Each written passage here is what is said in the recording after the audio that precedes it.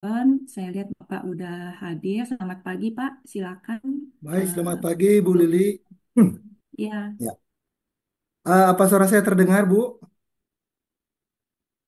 iya Pak. Jelas cuma agak kecil ya kayaknya. Ya, cek cek. Bisa Bu, boleh? Ya, sudah oke Pak. Terima kasih Pak. Baik. Silakan. Ya, selamat pagi. Shalom Bapak Ibu sekalian.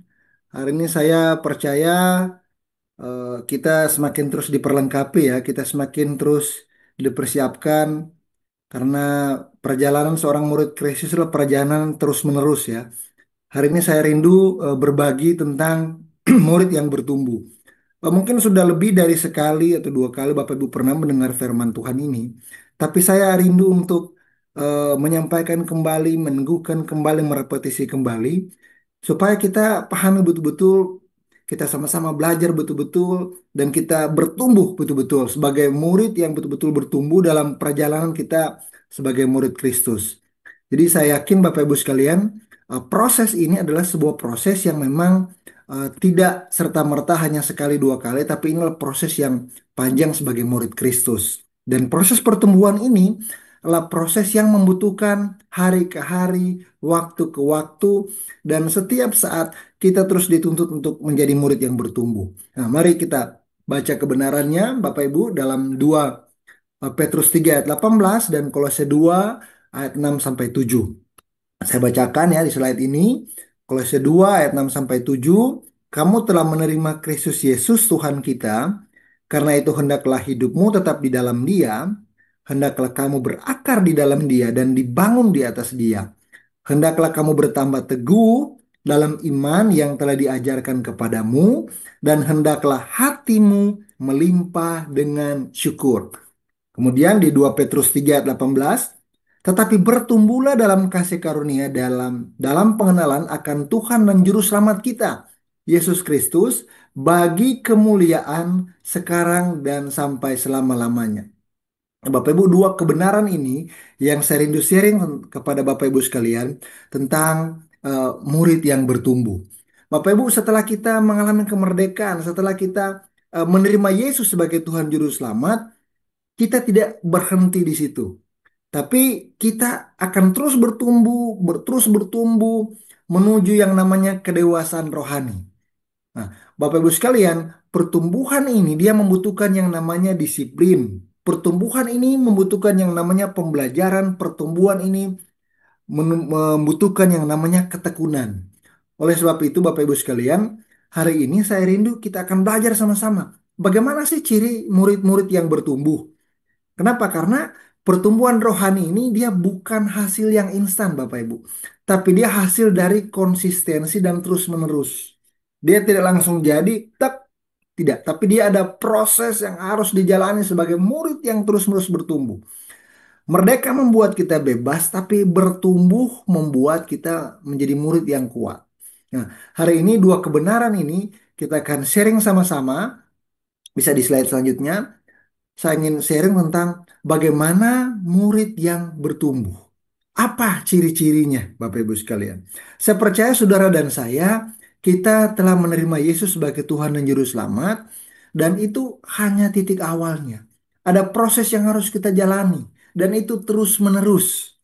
Sekali lagi, itu terus-menerus bukan cuma langsung jadi, tapi ada proses yang tidak instan. Dia butuh yang namanya konsistensi, butuh yang namanya step by step, langkah demi langkah.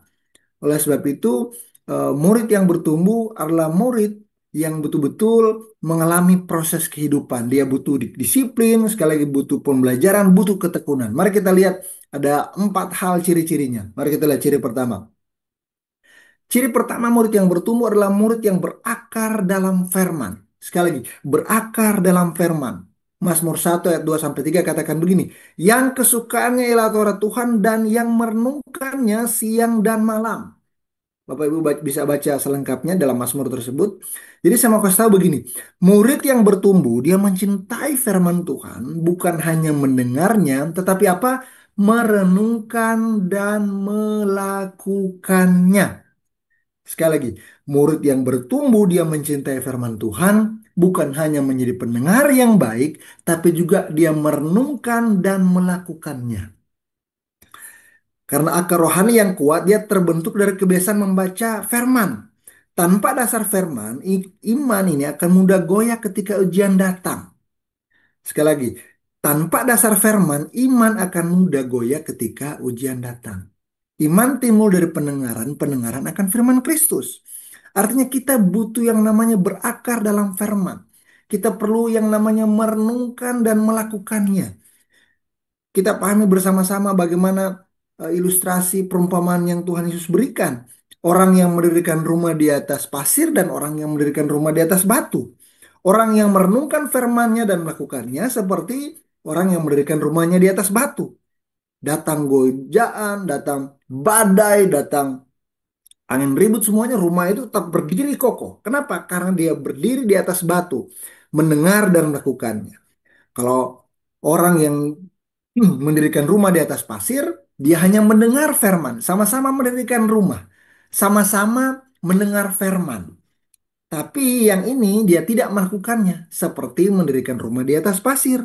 Sehingga apa Bapak Ibu sekalian? Datang badai, datang goncangan, rumah itu roboh dan hebat kerusakannya. Ingat, sama-sama mendirikan rumah.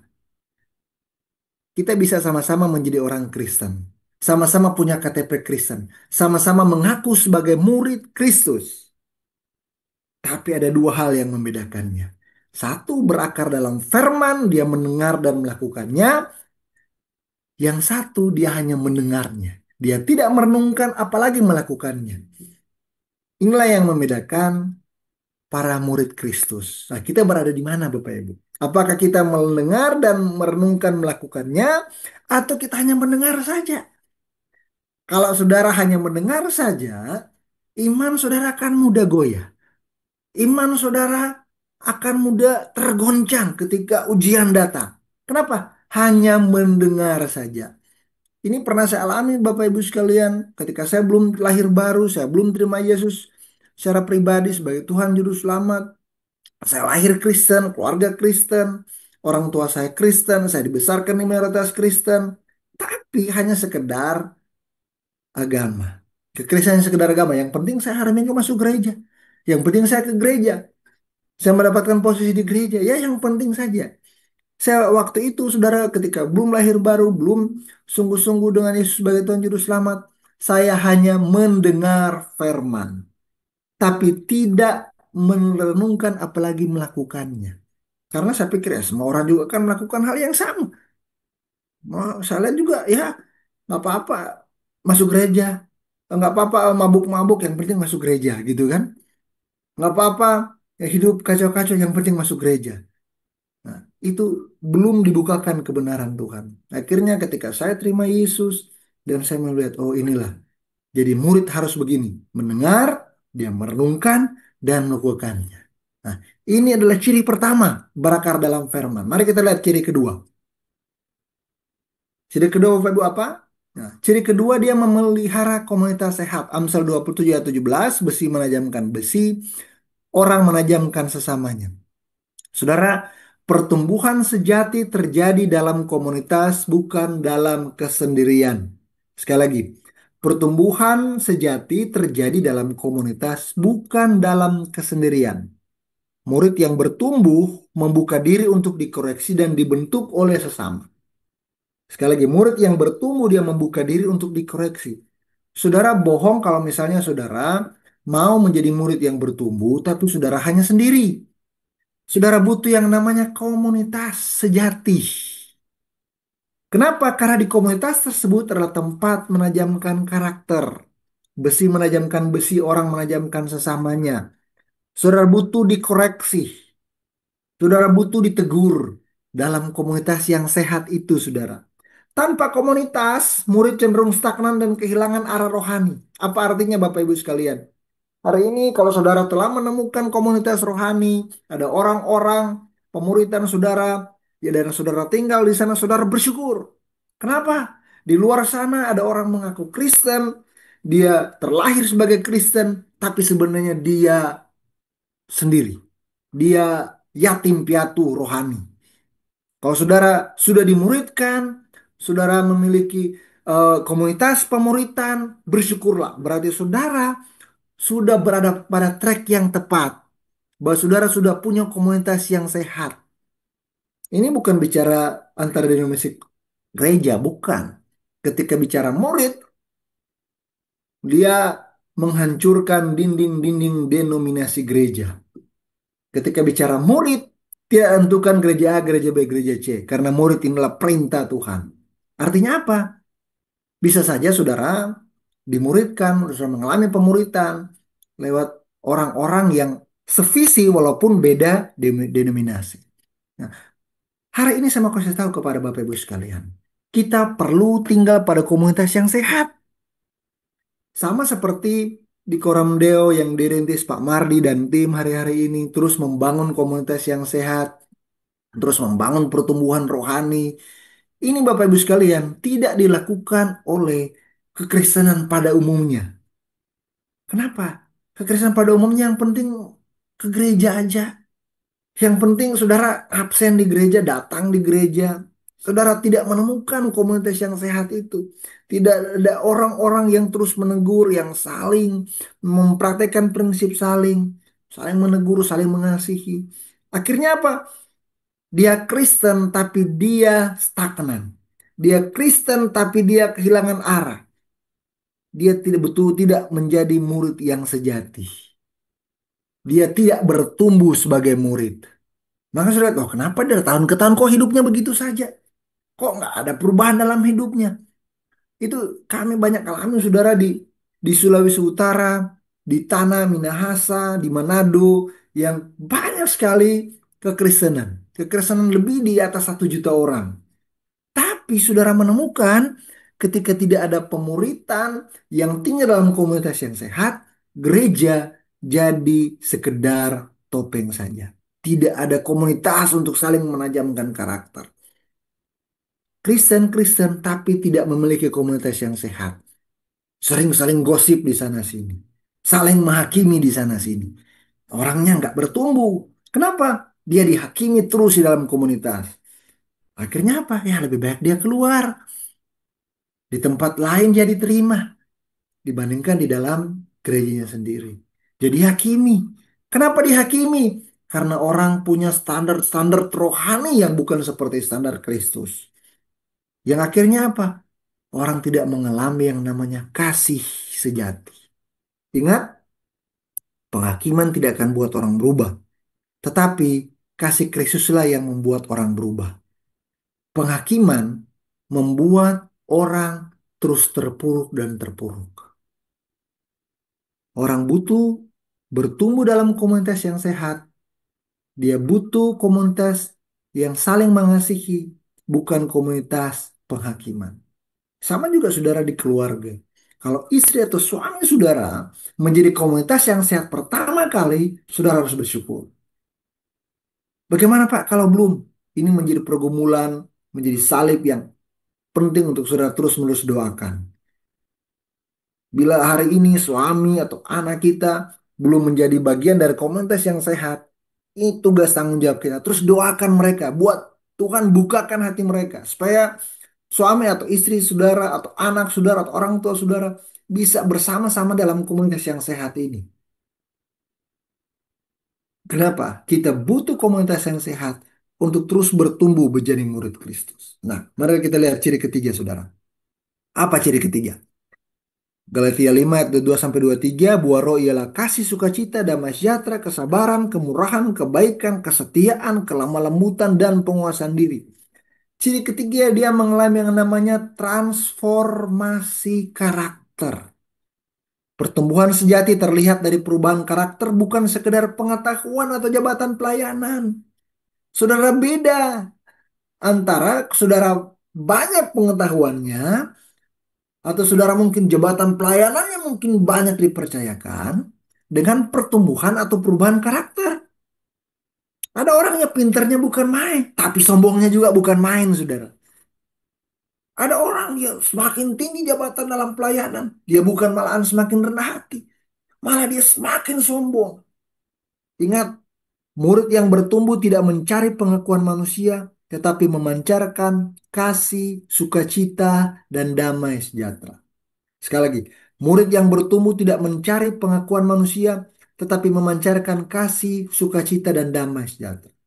Makanya buah roh adalah hasil dari hidup yang terhubung erat dengan Kristus. Kalau di ciri pertama kita mengalami firman Tuhan. Ciri kedua kita menemukan komunitas yang tepat. Di ciri ketiga kita harus ada yang namanya perubahan karakter, transformasi karakter. Orang-orang harus melihat gambaran Kristus dari hidup seorang murid supaya orang mau terima Yesus. Bahkan kalau misalnya dia tidak melihat perubahan karakter dalam kasih Kristus, katanya Kristen tapi ya dia nggak punya kasih. Katanya dia Kristen tapi dia terus menghakimi. Bagaimana mungkin orang mau terima Yesus? Saudara mungkin beberapa kali mendengar bagaimana cerita Mahatma Gandhi.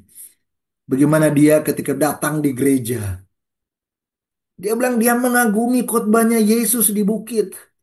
Dia mengerti betul betapa Yesus itu sosok yang luar biasa. Dan dia kagum dengan pengajarannya.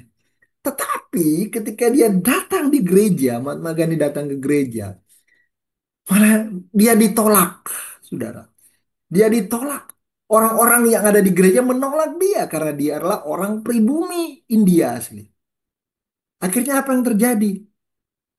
Dia bilang, Yesus saya kenal, Yesus saya kagumi. Tetapi pengikut Yesus ini kenapa tidak sama dengan Yesus? Nah ini mulai bergeser, saudara. Hati-hati. Kekristenan hari-hari ini mulai bergeser, mulai ada di zona nyaman. Kita tidak lagi bertumbuh sebagai murid yang mencerminkan karakternya Kristus. Tetapi apa, saudara? Kita bertumbuh hanya untuk sekedar mencari pengakuan manusia.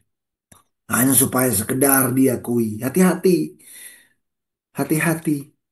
Ketika sebagai murid Kristus, kalau kita tidak mencerminkan karakter Kristus, kita hanya sekedar yang penting sudah ada jabatan pelayanan, yang penting kita ke gereja, yang penting kita bersesungguhnya tidak bertumbuh.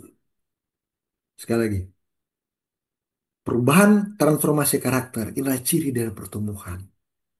Ciri dari pertumbuhan. Yang terakhir, saudara, yang keempat. Apa ciri yang keempat? Ciri keempat, mari kita lihat sama-sama. Kalau ciri pertama berakar dalam firman, ciri kedua dalam komunitas yang sehat, ciri ketiga dia mengalami transformasi karakter. Mari kita lihat ciri keempat, ciri yang terakhir. Bisa slide selanjutnya, ciri yang keempat. Ciri yang keempat ini iman yang teguh dan hati yang bersyukur. Ya, bisa slide selanjutnya. Oke, bisa dibantu slide selanjutnya. Ya, ciri empat iman teguh dan hati bersyukur, Bapak Ibu sekalian. Ya, apa ciri keempat ini, Bapak Ibu sekalian? Ciri keempat, iman yang teguh dan hati bersyukur. Kolose 2 ayat 6 sampai 7. Hendaklah kamu berakar dalam dia dan dibangun di atas dia, bertambah teguh dalam iman dan melimpah dengan syukur. Nah, Bapak Ibu sekalian, ciri keempat ini, murid yang bertumbuh dia tidak mudah digoncang oleh kesulitan sebab apa? Akarnya dalam Kristus Yesus. Sekali lagi, murid yang bertumbuh dia tidak mudah digoncang oleh kesulitan sebab akarnya dia bertumbuh dalam Kristus Yesus. Makanya penting sekali Bapak Ibu kita tinggal di dalam Kristus.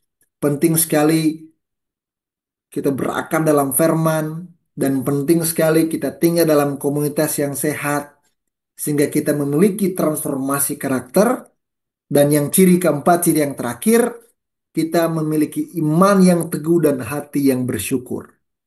Iman yang teguh dan hati yang bersyukur sebagai ciri keempat tidak bisa terjadi kalau misalnya pada poin 3, 2, 1 dan sebelumnya saudara tidak mengalami itu.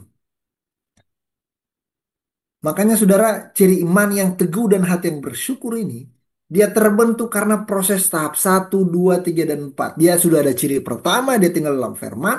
Sudah ada ciri kedua dia punya komunitas yang sehat. Sudah ada ciri ketiga ada transformasi karakternya. Ciri keempat ini dia iman yang teguh dengan hati bersyukur. Murid yang bertumbuh dia tidak mudah digoncang kesulitan dia akarnya Kristus. Dia syukurnya menjaga hati tetap lembut. Dia mengucap syukur bukan bersungut-sungut, saudara. Dia mengucap syukur, dia menciptakan payung perlindungan. Dia mengakui kedaulatan Tuhan. Kalau dia bersungut-sungut, dia keluar dari payung perlindungan. Hatinya tetap lembut. Dia memiliki roh yang tunduk, saudara, dan taat. Iman menjaga pikirannya tetap fokus. Karena pikirannya adalah pikiran firman, makanya imannya tetap teguh. Makanya gabungan keduanya, syukur menjaga hati tetap lembut, iman menjaga pikiran tetap fokus. Gabungan keduanya menumbuhkan yang namanya keteguhan rohani. Sekali lagi, menumbuhkan yang namanya keteguhan rohani. Makanya penting sekali saudara, penting sekali saya kasih tahu bahwa ciri keempat ini dibuktikan lewat perjalanan kehidupan saudara. Ketika mengalami goncangan seperti apa? Ketika mengalami penampian seperti apa? Apa saudara mudah digoncang oleh kesulitan? Apakah saudara masih tetap bersyukur ketika saudara mendapatkan tidak seperti yang saudara harapkan? Nah, ini adalah ujiannya. Ujiannya. Saya dalam beberapa kesempatan bersaksi di Koramdeo di pagi hari ketika saya mengalami proses kehidupan. Saya dari jabatan, kemudian turun lagi, kemudian turun lagi, turun lagi. Dan saya hatinya memberontak. Saya sebenarnya secara manusia tidak mampu. Saya secara manusia bilang, Tuhan kok karir yang sudah saya rintis puluhan tahun, tapi langsung dengan sebuah SK saja, saya langsung didemosi pada jabatan yang rendah sama seperti anak buah. Saya nggak punya kesalahan. Dan itu saya mengalami di tengah-tengah saya melakukan pekerjaan dengan baik, dengan benar. Dan saat itu saudara, firman Tuhan ini terus tinggal saya berpikir, oh bagaimana Tuhan. Saya bersyukur saya punya komunitas yang sehat. Di tempat kami di KLC, kami betul-betul, saya betul-betul dibentuk sebagai murid, punya komunitas yang sehat. Saya dimuridkan, ada orang-orang yang terus mendoakan saya. Dan akhirnya apa? Ketika mengalami goncangan seperti itu, saya bisa berdiri teguh sampai hari ini. Saya masih terus bersyukur sampai hari ini. Saya bilang itu karena Tuhan. Bukan karena kuat gagah saya nggak mampu. Saya sudah prediksi satu, dua, dan seterusnya itu cara manusia. Ya kan? Karena ada pergantian rezim kekuasaan, saya pikir saya harus ambil S2. Saya ambillah S1, saya ambillah S2. Saya tambah sekolah saya, saudara. Tiba-tiba ijazah saya sudah keluar, sudah selesai S2, bukan malah saya dipromosi, malah saya didemosi.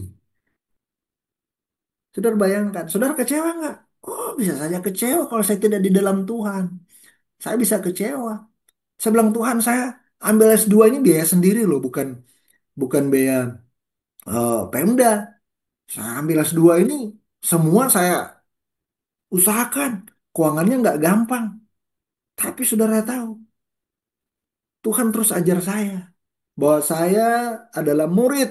Murid harus bertumbuh dalam hati yang bersyukur. Saya habis-habisan waktu itu saya S2 sampai apa perhiasan istri saya digadaikan. Dia mau supaya saya bisa selesai. Saya sharing dengan istri saya, Mama gimana ini? Papa udah mau drop out ini di S2. Saya dalam posisi seperti ini. Ya udah kita berusaha. Karena pergantian rezim, saya pikir perlu adanya namanya peningkatan kapasitas. Saya tambah sekolah. Ini tinggal di akhir-akhir, saudara. Akhirnya saya apa ujian yang harusnya 2 tahun saya karena pergantian rezim saya harus akhirnya sampai 3 tahun dengan terseok-seok saya menyelesaikan itu. Udah terseok-seok saya bilang karena keuangannya lagi seret di waktu itu. Bukannya saya dipromosi, tapi saya malah di demosi. Nah, saudara kalau saudara tidak punya iman yang teguh dan hati bersyukur, pasti bisa stres. Bisa stres, Tuhan gimana ini? Saya dapat ijazah S2, tapi rumah saya dijual. Saya didemosi. Kendaraan saya jual. Semua saya jual. Kenapa? Karena posisinya seperti itu. Saya nggak bisa makan di waktu itu. Nah, apa yang Tuhan ingatkan? Jefferson, kamu adalah murid, kamu harus punya iman yang teguh dan hati bersyukur. Ini baru awal. Akhirnya apa, saudara? Saya terus menerus bergantung pada Tuhan. Nah, akhirnya yang terjadi apa? Saya memilih pindah. Ceritanya Bapak Ibu tahu sendiri, saya memilih pindah ke pemerintah daerah lainnya. Saya mulai dari nol, saudara. Saya mulai dari staff lagi. Saya mulai dari staff di 2023. Saya lulus 2006, itu posisi saya 2006, Bapak Ibu. 2006, 2023, 17 tahun kemudian saudara mulai dari nol lagi. 17 tahun saudara kiri apa? Rintis karir, kemudian sudah mulai dari nol lagi, itu tidak gampang. Dan saya mulai dari nol lagi di 2023, mulai dari seorang staff lagi pelaksana. Saya merintis lagi dari awal, dari satu, dua, dan seterusnya. Sampai akhirnya hari ini. Dan saya mau kasih tahu begini, itu kalau saudara bukan murid, itu saudara bisa stres. Ada teman saya yang mengalami hal yang sama, dia bilang begini, bro, saya kayaknya mau bunuh diri ini. Wah, kenapa mau bunuh diri? Iya, saya cuma dua, bunuh diri atau bunuh orang. Oh, kenapa kamu begitu? Iya, sudah stres. Bahkan ada teman saya yang mengalami hal yang sama, dia sampai bilang begitu. Saya kayaknya mau bunuh diri atau bunuh orang. Iya, saya udah berhenti sekarang bertahun-tahun, tapi pergantian rezim politik di daerah kok saya dibuat seperti ini. Nah, itu sama kasih tahu. Kita butuh yang namanya iman yang teguh hati bersyukur sebagai seorang murid. Kalau kita tidak memiliki hati bersyukur dan iman yang teguh, ya bisa hal-hal yang seperti itu terjadi. Nah, yang terakhir, saudara, ini slide terakhir sebelum ditutup, murid yang bertumbuh dan belum bertumbuh. Saya berikan kesimpulannya, konklusinya. Ya. Bisa slide selanjutnya, murid yang bertumbuh dan belum bertumbuh. Hubungan dengan firman, dia kalau murid yang bertumbuh, dia merenungkan dan melakukan. Kalau dia belum bertumbuh, dia hanya mendengar saja. Sekali lagi, sama-sama dia mendengar, tapi yang satu merenungkan dan melakukannya. Ini coba, mari kita cek. Apakah kita hanya mendengar atau kita merenungkan dan melakukannya. Kemudian kedua, kehidupan komunitas. Yang satunya terlibat aktif, kalau dia murid yang bertumbuh, dia belum bertumbuh, dia berjalan sendiri. Dia pikir dia bisa sendiri. Murid butuh komunitas yang sehat. Kalau saudara belum temukan komunitas yang sehat, di tempat inilah saudara bisa menemukan komunitas yang sehat. Di Koram Deo, saudara. Ketika kami sharing, Pak Mardi sharing, teman-teman yang lain sharing, itu tidak ada yang namanya penghakiman. Langsung dikasihi. Inilah komunitas yang sehat, saudara. Yang ciri ketiga apa? Karakter dan buah roh. Kalau murid yang bertumbuh dia punya kasih dan kesabaran. Yang tidak bertumbuh dia marah dan mudah sombong. Dia mudah marah, dia sombong. Responnya jelek. Katanya Kristen, katanya Kristus. Tapi lihat dia sombong. Nah, itu karakternya. Belum ada perubahan. Kemudian apa lagi ciri selanjutnya? Ketekunan iman. Satunya teguh, satunya mudah goyah. Ketika mengalami badai, mengalami goncangan, dia murid bertumbuh, dia tetap berdiri teguh. Apapun yang terjadi. Saya harus tetap teguh dalam iman. Yang satunya mudah goyah. Sikap hatinya apa? Yang satunya murid bertumbuh, dia bersyukur. Murid yang tidak bertumbuh apa? Dia mengeluh. Dia mengeluh, bersungut-sungut. Kemudian tujuan hidup. Tujuan hidupnya murid yang bertumbuh dia serupa dengan Kristus, mengarahnya ke Kristus, fokusnya Kristus. Yang belum bertumbuh apa? Ingin diakui manusia, bukannya ke Yesus. Tapi dia jadi Kristen, yang penting diakui manusia. Dia punya jabatan yang pelayan yang penting diakui manusia. Saudara, inilah perbedaan murid yang bertumbuh dan murid yang belum bertumbuh. Nah, slide paling terakhir, coba. Mari kita refleksikan, saudara. Apakah kita masih hidup di tempat yang sama secara rohani seperti tahun yang lalu atau tahun-tahun sebelumnya? Apakah kita hanya mendengar firman Tuhan atau sungguh menghidupinya? Nah, coba kita cek tegurannya di hidup kita. Sehingga kita punya komitmen untuk mari kalau saudara belum belum punya waktu pribadi, doa pribadi, baca firman, mari kita tambahkan waktu kita. Kita punya 24 jam yang sama. Setiap orang diberikan Tuhan 24 jam yang sama. Yang membedakannya adalah mereka menggunakan waktu itu dengan baik atau tidak. Kemudian mari kita ambil komitmen, kita ikut kelompok pemuritan, pembinaan, mentoring. Kalau kita belum dimuridkan, mari kita memberi diri dimuridkan, memberi diri dibapai. Ada orang-orang murid-murid Tuhan yang menjadi utusan Tuhan, yang dipakai Tuhan, yang rohaninya lebih baik. Kita mensamitkan diri kepada mereka. Kita datang dan minta dimuridkan menjadi serupa dengan Kristus, bukan menjadi seperti Dia. Saya memberi diri juga dimuridkan. Bapak rohani saya, Pak Febri, dia memuridkan saya dari sejak saya belum menikah, sejak saya masih single, saudara. Saya diberikan arahan untuk menjadi serupa dengan Kristus, untuk tinggal dalam komunitas yang tepat. Dan komitmen kita, mari kita bangun saling meneguhkan pertumbuhan rohani itu hanya bisa terjadi di dalam komunitas yang tepat, komunitas yang sehat. Sehingga apa? Ketika badai datang, goncangan datang, kita tetap kuat sebagai murid Kristus. Terima kasih, Tuhan Yesus memberkati Bapak dan Ibu. Terima kasih buat 62 orang yang hari ini hadir bersama-sama dengan kita. Saya percaya Bapak Ibu adalah murid Yesus yang sementara bertumbuh. Kita sudah pada relnya, pada tracknya. Sekarang ujiannya apa? Ujiannya itu ujian kehidupan. Ya. Terima kasih, Tuhan Yesus memberkati. Silakan Ibu Lili. Ya, terima